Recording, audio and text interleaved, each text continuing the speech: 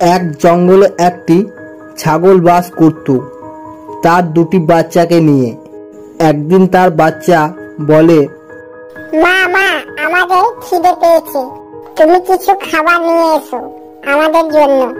বেশ, তোরা ওই গুহার বাইরে যাস না কেমন? বাইরে পশু ও শিকারীদের খুব অত্যাচার, কখন তার সামনে পড়বি তার ঠিক নেই, বুঝলি? বেশ মা, তুমি যাও, আমরা বাইরে যাব না। তারপর ছাগল তার বাচ্চাদের খাবারের জন্য বেরিয়ে গেল। ছাগল বনের মধ্যে খাবার খুঁজে বেড়াচ্ছে। এদিকে বনে একটি ভয়ঙ্কর বাঘ ঘুরে বেড়াচ্ছে।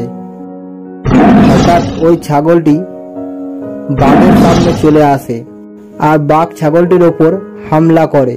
আর তখন একটি শিকারী আসে, আর শিকারী এসব দেখে বাঘটিকে মারার জন্য তার উপর নিশানা করে।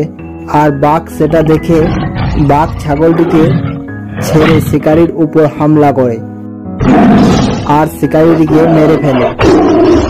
তারপর বাঘ সেই ছাগলটিকে খুঁজে বেড়াচ্ছে তাকে খাবার জন্য। আর ছাগলটা সেটা একটা ঝোপের পাশে থেকে সবটা দেখে। আর সে ভাববে যে তাকে খুঁজতে খুঁজতে যদি গুহায় চলে যায় তাহলে তার বাচ্চাদের খেয়ে নেবে। তাই সে তার সামনে চলে আসে আর বাঘ তার উপর হামলা করে, তাকে ধরে নিয়ে চলে যায়।